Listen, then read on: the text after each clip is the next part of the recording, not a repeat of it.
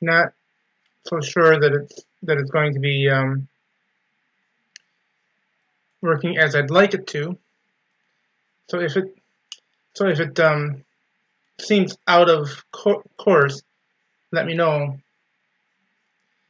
I'm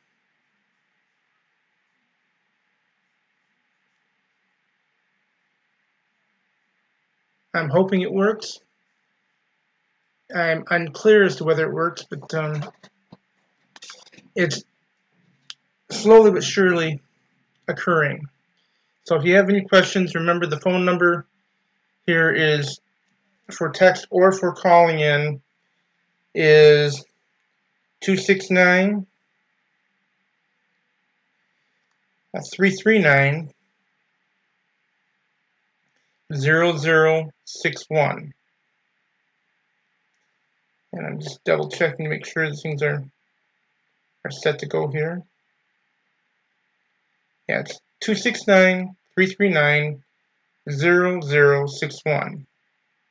Again, 269 269 339 0061.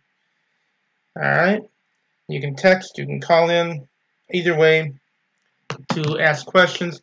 But I want to talk to you a little bit about step 1 and step 2 in a combined nature, because step 1 and step 2 really are tied together.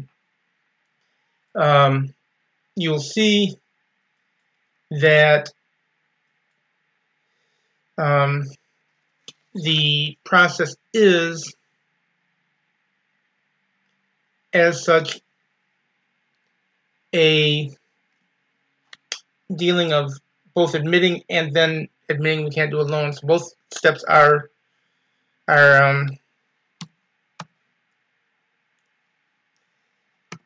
interlinked. You can't really say, okay, I'm going to admit that I have a problem, but then decide I can deal with it myself. So I'm hoping, like I said, I'm hoping this is going through. I don't know if it's working or not. But for the next few minutes here, I'm going to talk about the 2 steps. And step 1 is the first one that's admitted we were powerless over gambling, that our lives have become unmanageable. Now, the material that goes along with this from Gamblers Anonymous has a reading that I'm gonna do, and then I'll talk to you a little bit about the questions that are involved. We at Gamblers Anonymous believe that our gambling problem is an emotional illness, progressive in nature, which no amount of human willpower can stop or control. We have facts to support this belief. Okay, and that's basically where it goes on, and it talks about continuing to gamble, risking more and more loss, and things of that nature. So I'm not sure as to how this, how people would see this, but the problem is that we look at the 20 questions, we see where we're at, and we go from there. Now, that being said, there's so much involved in what we do and how we do it these days. So I'm hoping that people are seeing it.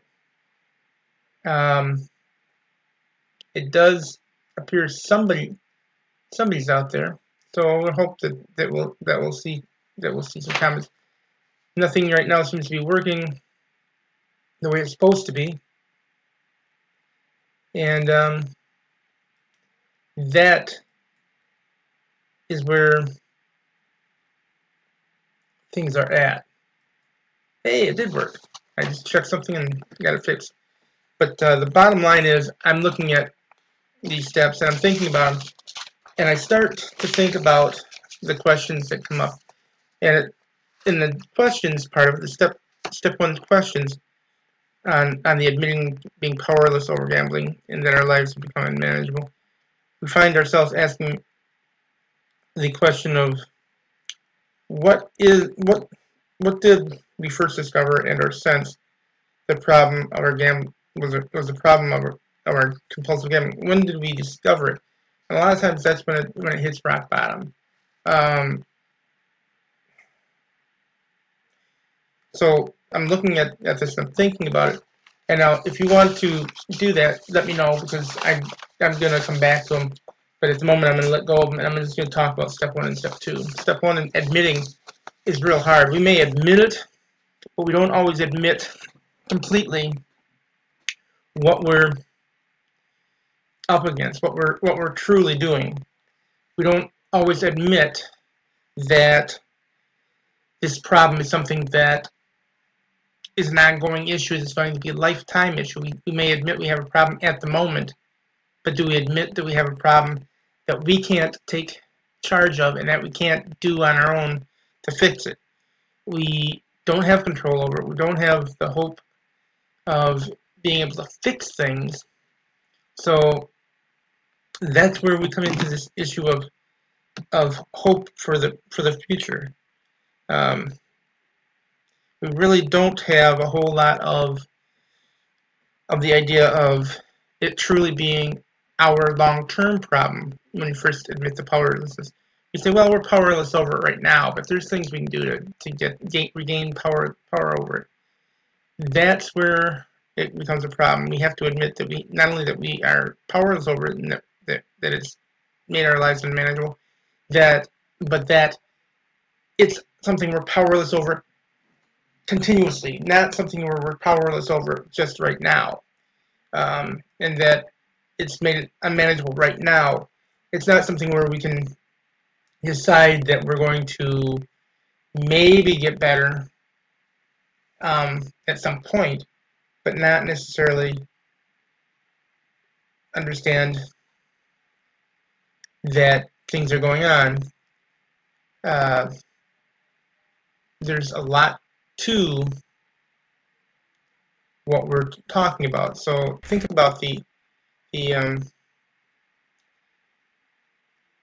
things. I'm looking at something here from the web page, and somebody admitting that they worry about things that are out of their control. That today is today, and tomorrow it's going to be the way it is. Other people that have said, hey, I've got 60 days in, I've got time in. These are good things. Now, there's also people that are just new, and they don't know where to get the help. And that's something that I'm offering. People that want help, my website does provide that help. It has places to get help. So don't hesitate to check out my website, which is about to go up online here.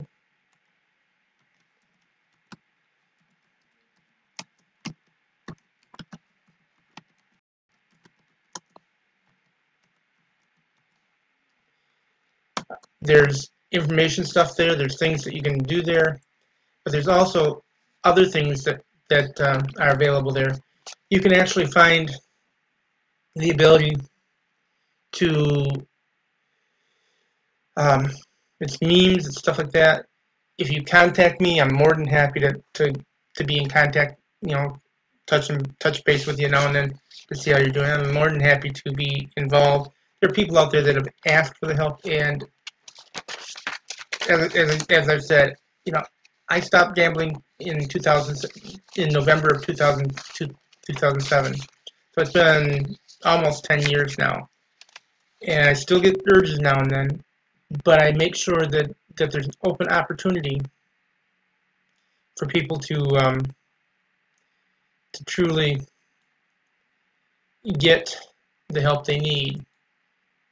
So it's really an interesting thing when people think that there's no hope. I'm going to be working on this whole page, because I am beginning to see that I can get comments up. I am beginning to see some other things going on.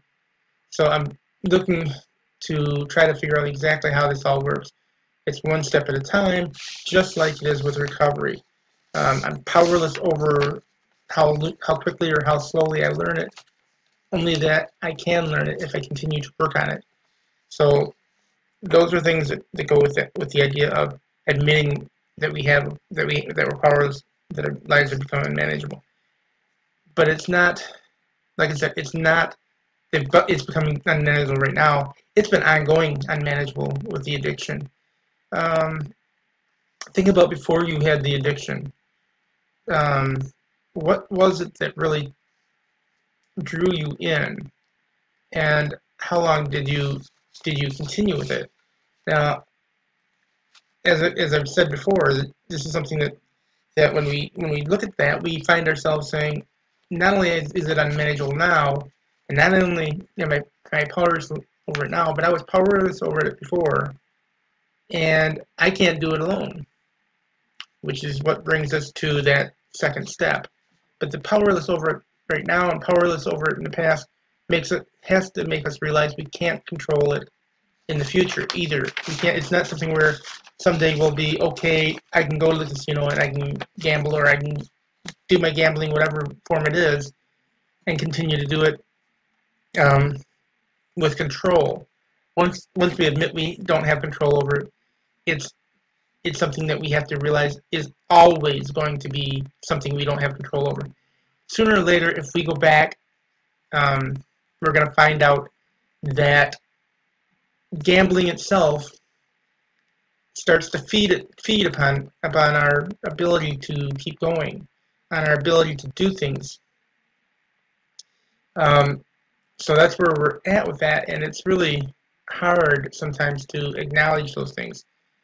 Now, as I said, I don't know if people are watching it or not, but I wanted to talk about that step one. That step one, that when we realize that we're powerless over it, that we realize that our lives have become unmanageable. It's not that they've become unmanageable in this moment, but that they've been unmanageable, that we've been powerless over it, and that we continue to be and will continue to be going into the future powerless over it on our own, and that our lives will continue to be unmanageable as long as we continue in the addiction. It can become better, but it takes the ability and the willingness to move on to step two, where it says, came to believe that a power greater than ourselves could restore us to a normal way of thinking and living. And when we get to that point, we're thinking about what is it that that anchors us. Before the addiction, we had family, we had friends, we all these people around us that were really helpful and involved in our lives, that were there. When we got into the addiction, a lot of that fell away. And those are things that need to be rebuilt.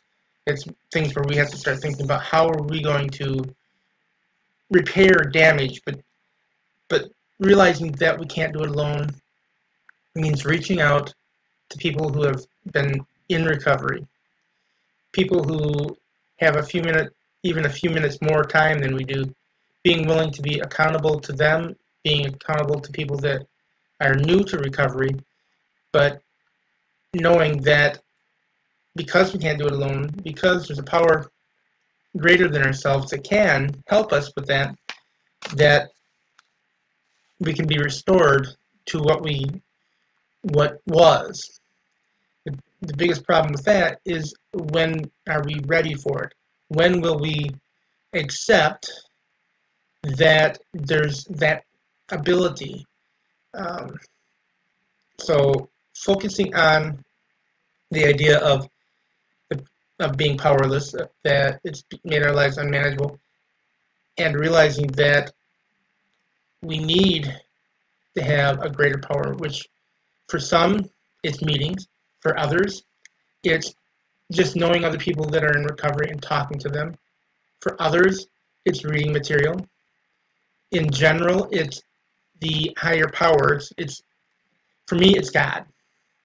But that doesn't mean that everybody's going to accept that God is the cure-all, fix-all for everything.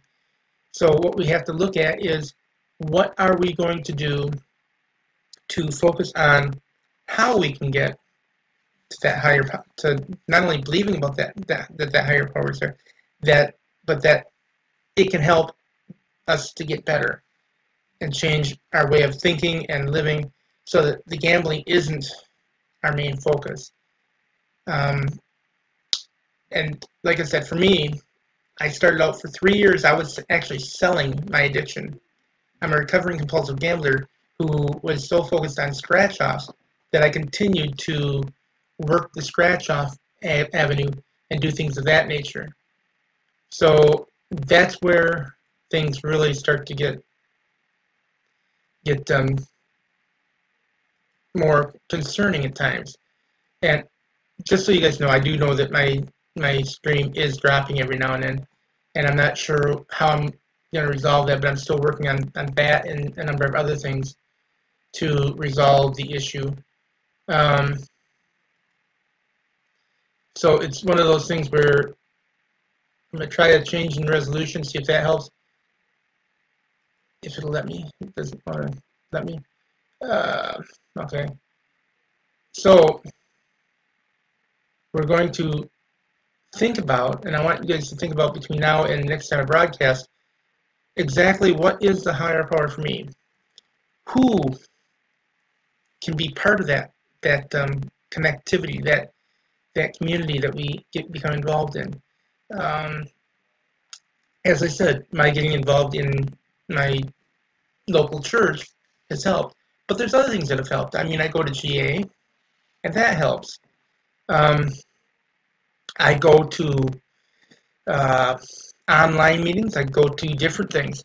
I'm willing to open up opportunities for that kind of thing. So I'm looking to try and work through those processes. And those processes include looking for other avenues. When I was early in my recovery, I spent the time selling the tickets, which is what I said a minute ago. And I had to find a way to keep myself from buying one after work, because all through the day I get thoughts about gambling.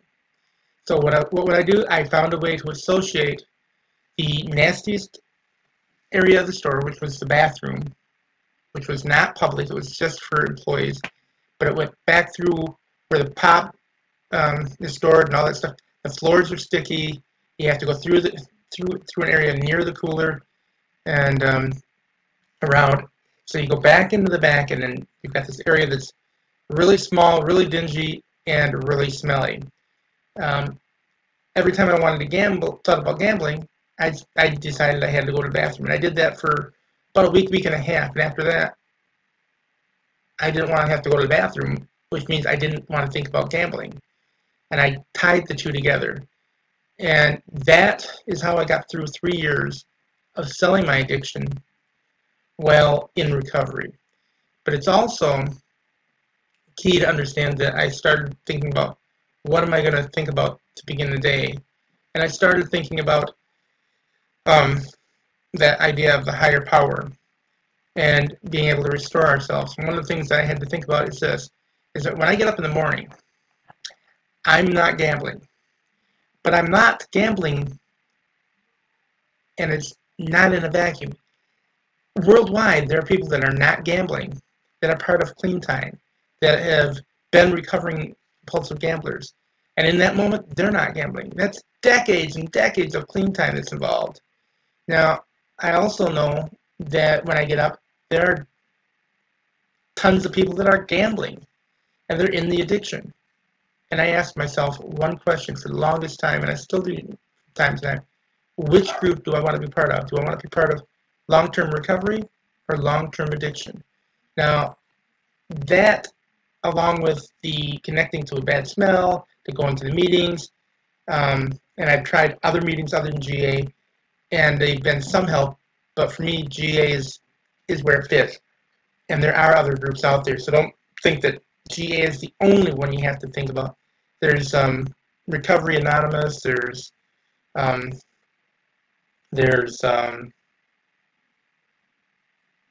other ones. Anyway, on my website, you'll find all sorts of different types of meetings. There are some that are based on different religious beliefs. There are also some that are based on different ideas and concepts. So don't hesitate to consider those other ideas and concepts. If they fit with what you need for recovery, then that's what what'll help.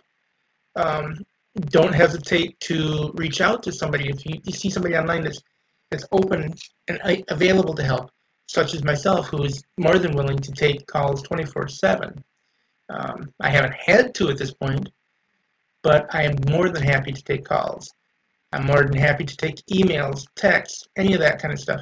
And through Stand Tall Recovery Services, there are other things that I've opened up to people. If you say you can't make it to a meeting, I've fixed it so you can't say that anymore. There is a video that walks through all of the steps and through some of the basic stuff of a regular addiction meeting.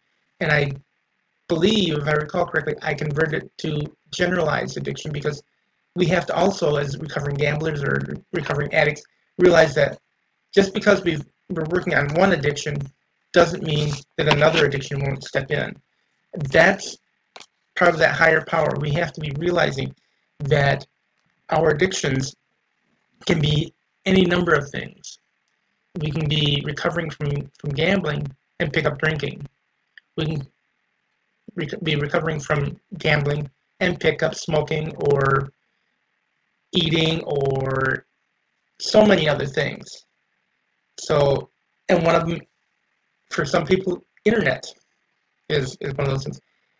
I'm sometimes questioning whether I'm too involved on the internet, but the reason I do a lot of the things I'm doing on the internet is because I want to reach out to people and try to help them with recovery.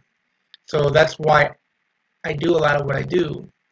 And I have to keep focusing on that it's not about my addiction getting the best of me, but about me allowing to hear other people's story and to tell my story. In the beginning, I did not talk a lot about my story. It took almost 3 years for me to really get comfortable with some things to become involved. It was 4 to 5 years before I started being more involved. It was about 3.5, 4 years before I wrote the book. I wrote the book originally in 2007 or 8, no, 2010. Had to think for a minute there. That's one of my other problems. Sometimes I don't focus very well, and that's because of ADHD. But for that, I apologize. But I wanted to make sure that you understand that not only is there help out there, but that there's a process to where people can get to different stages. And for me, it was 3 years or so before I could write the book, and probably another year or two before it got published. Then I started writing more frequently. I was 2.5 years, and I started talking about my addiction publicly. I acknowledge now that I have a gambling addiction to the point where if I walk into a convenience store or something like that, and I see somebody gambling, I'll say the next one's a winner, because I already know that's what the thought process is for an addict. The next trip's going to be better. The next this is going to be better. The next, and the next, the next. And it's never true in the end. It's just that thought process. And on occasion, when I was working at the convenience store, I'd say that kind of thing. And to people that were spending hundreds of dollars in 30 minutes on scratch-off tickets and the printouts for the lottery and stuff. And while there are winners, there are more losers than winners, and a lot of times it's been more than that. But when I'd say that, some people would get this look on their face like I was nuts, that I was reading their minds, that I knew what was going on in their heads or something like that. And it would scare them, and they would stop. They would stop for that moment. Now, they didn't stop permanently, but they would stop briefly, because I'd noticed them deciding they were going to stop for the day. And these are people that were regular coming in the store. So that's where our idea of we have to work on their thought process, be aware of it, and be open to sharing. Because most of the people knew I was a recovery. Most of the people at the store, both the customers and other, knew by 3 years that I was a recovering compulsive gambler. They knew that I was a recovering addict, and they understood where I was coming from when I'd say those kind of things. Other things to realize is that it's not about how you feel about your gambling, but about how you feel about sharing it. Now coming up on 10, as I said, coming up on 10 years, I've been doing the videos, I've been doing that kind of thing, and I've been open about it. So here's my challenge to you. I'm going to keep working on trying to figure out how to do this show better, and hopefully to have better streaming. Between now and next week, I'm looking for comments on what is it that made you realize that you had a problem. That's question one. The admitting we're powerless over gambling, that our lives have become a. What is it that made you realize that? What is it that got you to the point to admit it? Not for somebody else, but for yourself. And then, what is it that got you to realize that there was a power greater than yourself that could help you? And what were those powers around you? And it doesn't have to be one or more, but it can be one specific thing. It can be 10 things. It could be an interaction of things. New relationships, the meetings, whether they be GA or Recovery Anonymous or any of the other stuff, any of the other kind of things like that. So those are all things that tie in. But look at what are the powers that you realize were helping you, and what are the powers that pull you back. What is it that's pushing you to lose control at times? So between now and next week, think about that. And while I'm not going to be live for the whole time between now and then, I'm not going to be on camera the whole time. At this post, or by email, or by text, get back with me and let me know. What was it that brought you to realize for yourself, not for others, but for yourself, that you were powerless over gambling and that your life was unmanageable? And then step two, what is it that helped you to see that there was a power greater than yourself that could help you? And what were those power? What was that power? What things came about? What helped you? Because what helped you can help somebody else. And that's why, like I said, I write books.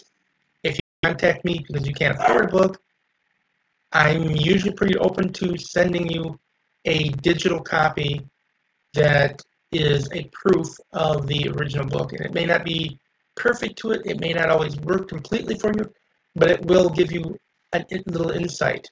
And at some point when you're feeling more able to afford something like that, you can always pick it up. But I want the material out there, so I'm more than willing to send it out. And if somebody out there has received it and is watching this video, share whether it's helped or not. Share what's good and what's bad about it. But for now, I need to take off because I've got a dog barking in the background. But I wanted to touch base with you guys and give you a little bit of hope, a little bit of promise, and I'm going to leave you with this promise that I'm going to work on improving this, and within a month I'm going to try to do a seminar.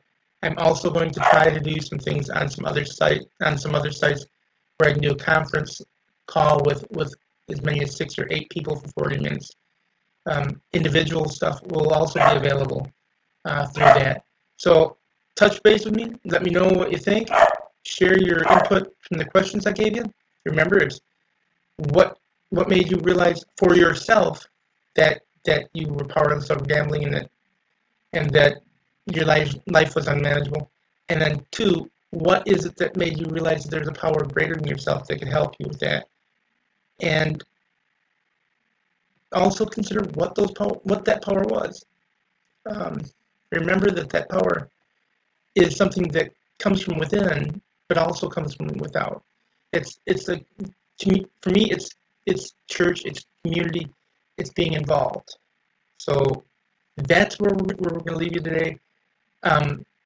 Message me, text me, message me, email me, comment below, and let me know you like or don't like this, what I can do to make it more appealing, and also be ready to hear about the new events that are going to come. I may do some Facebook events. I may do some other types of events, but I'm going to try to get that all written out and figured out here in the next week. And most of them will be during the day. My time frame would be between 9 a.m. and 4 p.m. Monday through Friday, with special events planned for weekends or times outside of that time frame. So get back with me. Let me know what you'd like to see, and let me know what you think. And if you have experience in this kind of stuff, help me figure out how to fix some of them by contacting me behind the scenes. Thanks. And that will be the show for today. If I can find the setting for that, which I think, geez, learning is a hard thing to do. Oh, golly.